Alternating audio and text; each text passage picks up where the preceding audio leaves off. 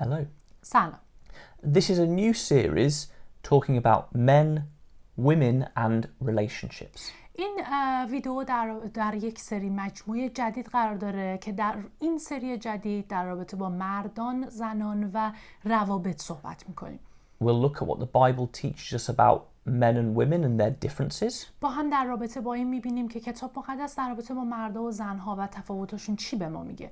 We'll look at sex and relationships. در رابطه با رابطه جنسی صحبت میکنیم. And also look at the different roles of men and women in the church. و همینطور در رابطه با نقش‌های متفاوتی که مردان و زنان در کلیسا به عهده دارن. And all of these subjects, they all find their root in Genesis and the creation of men and women. تمامی این مواردی که الان گفتیم، تمامی این موضوعات ریشه اصلیش از پیدایش میاد، یعنی از زمانی که خدا آدم و حوا اولین مرد و زن رو خلق کرد. So we'll look at that foundation passage now. پس الان قراره با هم از اون متنی که مبنای تمامی این تعالیمی هست که قراره توی این سری مجموعه با هم در موردش صحبت کنیم شروع می‌کنیم به خوندن. So we want to be in Genesis chapter 2. یعنی قراره از پیدایش باب 2 شروع کنیم، صفحه 14. And we know that in Genesis chapter 2 we're looking in detail at the creation of man and woman. میدونیم که توی پیدایش باب 2 با جزئیات در رابطه با پیدایش مرد و زن گفته. So let's pick up the story in verses 15 to 17. بیاین با هم آیات رو شروع کنیم به خوندن. پیدایش باب 2 هستیم، صفحه 13، آیات 15 تا 17 رو میخونیم.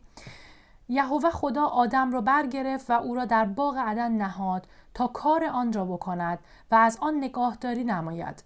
و یهوه خدا آدم را امر کرده گفت تو می توانی از هر یک از درختان باغ آزادانه بخوری، اما از درخت شناخت نیک و بد زنهار نخوری، زیرا روزی که از آن بخوری به یقین خواهی مرد.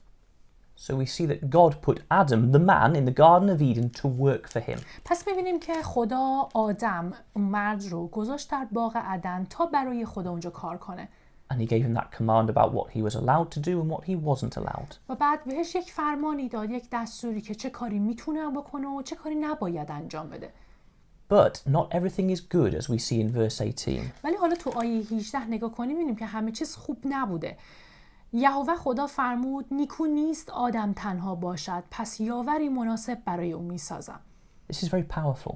این قسمت خیلی مهمه. All throughout the story of the creation, God looks at everything he does and says, it is good. اگر تو کل خلقت خدا نگاه کنی، تو داستان پیدایش، هر چیزی که خدا خلق میکرد بهش نگاه میکرد و بعد میگفت این چیزی که خلق کردم نیکو و خوبه.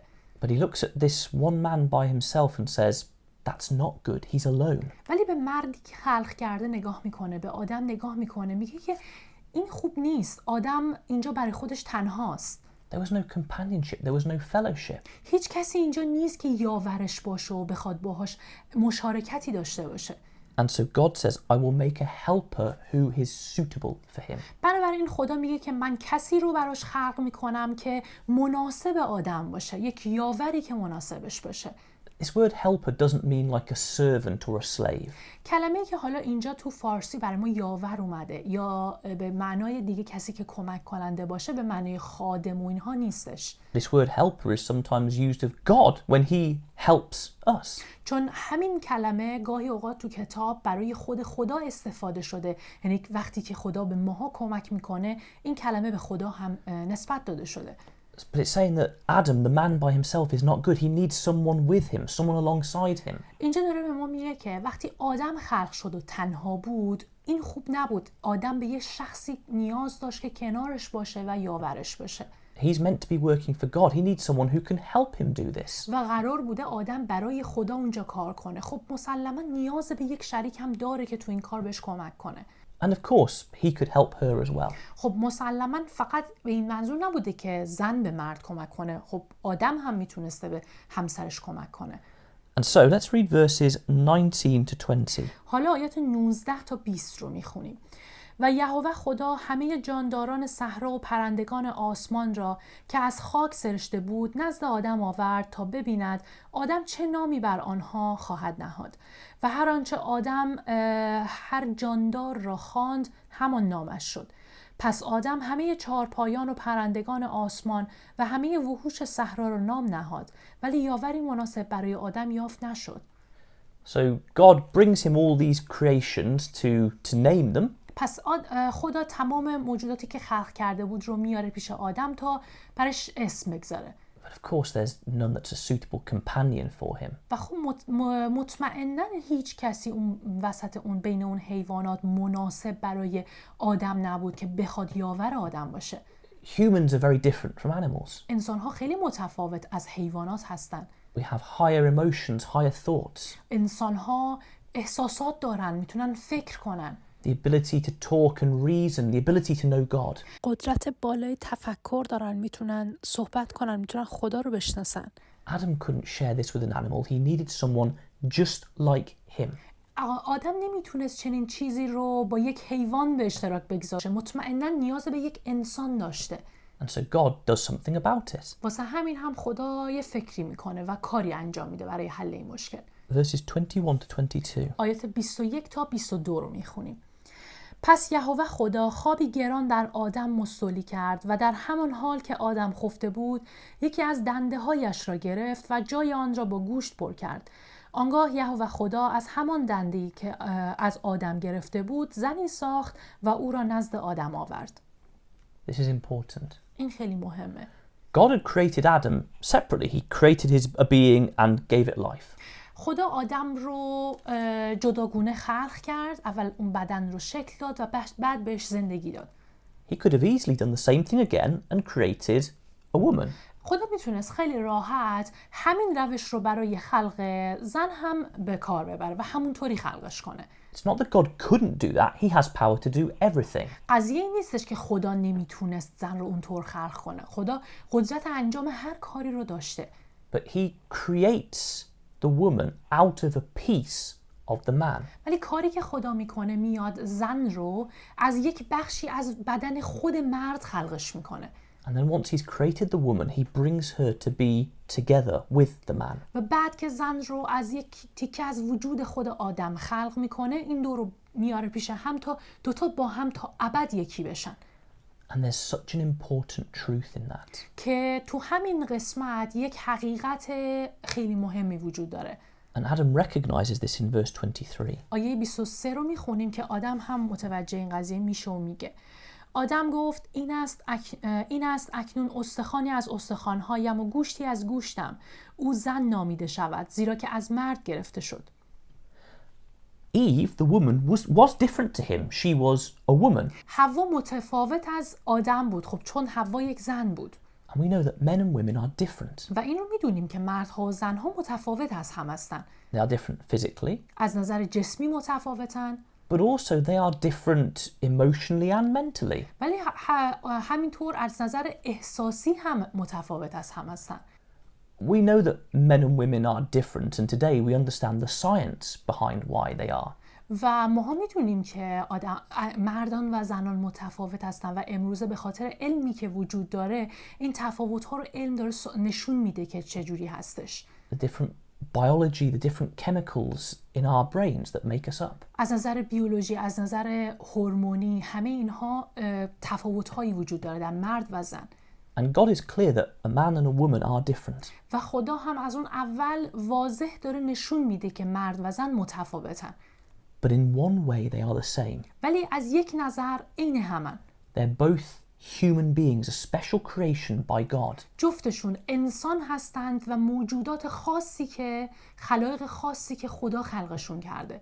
And that's why Adam says she's bone of my bones and flesh of my flesh. واسه همینه که آدم وقتی حوا رو میبینه، زن رو میبینه میگه این یک استخوانی از استخوان منه، گوشتی از گوشت خود منه. He's saying it's like she's a part of me. و میگه که مثل این میمونه که این زن یک بخشی از خود منه. And he actually calls her woman, which means she was taken out of man. و آدم میاد اون رو زن خطاب میکنه چون از مرد خلق شده، از یه تیکه از وجودش. And some people look at the Bible and criticize it. و یه سری ها وقتی این قسمت رو از کتاب مقدس میخونن شروع میکنن به انتقاد. And they say Adam's calling her this to say you know, I was first, she was taken from me. یه سری هم میان اینطور انتقاد میکنن و میگن که آدم اینطور صداش کرد، اینطور اسم گذاشت روش، چون که میخواست نشون بده که اول من بودم و بعد زن از من گرفته شد. But that's not what he's doing. ولی چنین چیزی اینجا نیستش، یعنی آدم چنین قصدی رو نداشته. He's giving her a name similar to his to show that they are linked. He recognizes she came from him. بلکه آدم میاد یک اسمی رو میذاره بر روی اون زنی که خلق شده، اسمی که نزدیکترین به اسم خودش باشه، که نشون بده که مثل خودشو از وجود خودش گرفته شده. She's something special. She's from the same as him. So they're linked together. که نشون بده که اون زن یک چیز خاصه و به هم ارتباط دارن، مرد و زن. And men and women, though different, are linked together. و اگرچه مرد و زن متفاوتن ولی به همدیگه ارتباط دارن، با همدیگه یکی هن. And here we see Adam and Eve come together for the first marriage. اینجا میبینیم که آدم و حوا اولین ازدواج کتاب مقدس بودن که با همدیگه یکی میشن و پیوند میخورن. And we understand a beautiful thing about marriage. و بعد از همین قسمت هم هستش که یک موضوع خیلی قشنگ رو در رابطه با ازدواج یاد میگیریم. And it's in verse 24. که تو آیه 24 گفته شده: از همین رو مرد پدر و مادر خود را ترک کرده به زن خویش خواهد پیوست و یک تن خواهند شد. So he says that's why when a couple get married, you know, they leave their parents and they come together. و اینجاست که میگه که وقتی دو نفر با هم ازدواج میکنن، خانواده خودشون رو رها میکنن و با هم دیگه یکی میشن. It's saying a man's responsibility before marriage is to his parents to obey them. من داره میگه که مثلا یک مرد مسئولیتش قبل از ازدواج در قبال پدر و مادرشه که بخواد از اونها مراقبت کنه. But when he gets married, his focus is not them, but his wife. و میگه که وقتی یک مردی ازدواج میکنه دیگه از اون به بعد باید بیشتر به همسر خودش توجه داشته باشه و مسئول همسرشه. And the man focuses on his wife, and the wife focuses on her husband. که دقیقاً همینطوریه وقتی یک زن و مردی با هم ازدواج میکنن، بعد از ازدواج بیشتر باید به همدیگه توجه کنن تا خانواده‌شون. And it says the two of them become one. و اینجا داره میگه که دوتاشون به یک تن تبدیل میشن. Because when God created woman, a man and woman, he took one part and made it two. چون وقتی خدا زن و مرد رو اول خلق کرد، اومد از یک چیز مشترک این دو رو خلق کرد، یعنی مرد رو خلق کرد و بعد زن از خود آدم خلق شد. And he knew that men and women work together best when they come together to combine their strength. خدا میدونست که وقتی مرد و زن با همدیگه یکی بشن بهتر میتونن کار کنن، چون اونطوری میتونن نقاط ضعف همدیگه رو بپوشونن و قوی‌تر عمل کنن.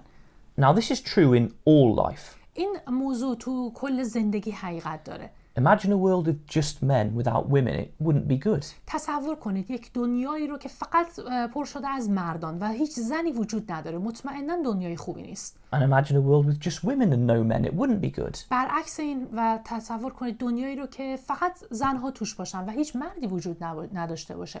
این هم مسلماً خوب نیست. Men and women need each other. They bring their strengths together to create wonderful things for God. مردان و زنان به هم نیاز دارن تا با همدیگه یکی بشن و همدیگه رو قوی تر کنن تو مسیر خدا. When men and women work together well, they do more together than they could alone. وقتی یک مرد و زن با هم یکی میشن، بیشتر از وقتی که تنها بودند میتونن کار خوب انجام بدن. Now that's true for all aspects of life. این قضیه در رابطه با تمامی جوانب زندگی حقیقت داره. But it's most true in this gift from God called marriage. ولی بیشتر از همه چیز توی این قسمت در رابطه با ازدواج حقیقت داره. ازدواجی که یک هدیه فوق‌العاده‌ایه که خدا به انسان داده. Adam and Eve were the first husband and wife. آدم و حوا اولین زن و شوهر کتاب مقدس بودن. And we know the beauty of a man and woman coming together to form a relationship, a marriage. و میدونیم که چقدر زیباست وقتی مرد و زنی به هم دیگه پیوند میخورن تا اون رابطه ازدواج بینشون شکل بگیره و با هم یکی بشن. It's like the two parts come together to become one again, to support each other. مثل این میمونه که انگار دو بخشی که از هم جدا بودن دوباره میان به سمت هم، با هم یکی میشن تا بخوان با هم کاملتر و بهتر کار کنن و عمل کنن. And they show the beauty of the truth that they were created from one, not from separate ways. و با انجام این کار نشون میدن که چقدر زیبا خدا این دو رو خلق کرده. این دو از دو چیز متفاوت خلق نشدن، بلکه هر دو یکی بودن از اول. And everything we will look at in this series comes from this foundation. هر چیزی هم که قراره توی این سری مجموعه در رابطه باش صحبت کنیم از همین چیزی که الان خوندیم نشأت میگیره و یه جورایی این موضوعی که الان خوندیم پایه بقیه تعالیمه. From this foundation and other Bible passages we will learn a lot. یعنی از این قسمت از کتاب مقدس و باقی آیاتی که قراره حالا در رابطه باش کلی بخونیم و یاد بگیریم. We will learn about marriage and what makes a good marriage. از این قسمت از کتاب و آیات دیگه میتونیم در رابطه با ازدواج صحبت کنیم و یاد بگیریم که یک ازدواج خوب باید چطور باشه. We will learn how God wants people to behave in marriages. یاد میگیریم که خدا از مردم میخواد که وقتی ازدواج میکنن در قالب ازدواج چطور باید رفتار کنن. We'll learn about sex and what God considers good and bad. در رابطه با روابط جنسی یاد میگیریم که خدا چه روابطی رو بد و چه روابطی رو خوب میدونه. We'll learn about men and women and how though they're similar, they're also different. در رابطه با مردها و زنها یاد میگیریم که با وجود اینکه متفاوتند ولی مشابه و یکی هم با هم دیگه. And we'll see how they work together well in marriage, but also in serving God in the church. و همینطور با هم میبینیم که چطور این دو که با هم یکی میشن چطور با هم به خوبی کار میکنن، یعنی هم در قالب ازدواج و در زندگی و هم در رابطه با کلیسا. We'll look at all of that in this series. همه این موضوعاتی که الان نام بردیم رو قراره توی این سری مجموعه جدید با هم بخونیمش. But all of it flows out of this foundation of them being created similar but different. ولی همه این چیزایی که الان قراره توی این مجموعه بخونیم همش از همین پایه اصلیش گرفته میشه، از همین قسمت اصلی که امروز با هم خوندیم که با وجود این که مرد و زن متفاوت از همن ولی مشابه هم دیگه و مثل همن. And then being created and coming from the same source. یعنی با توجه به تفاوت‌ها شباهت‌هایی دارن و هر دو از یک منبع مشابه خلق شدن. Thank you. مرسی.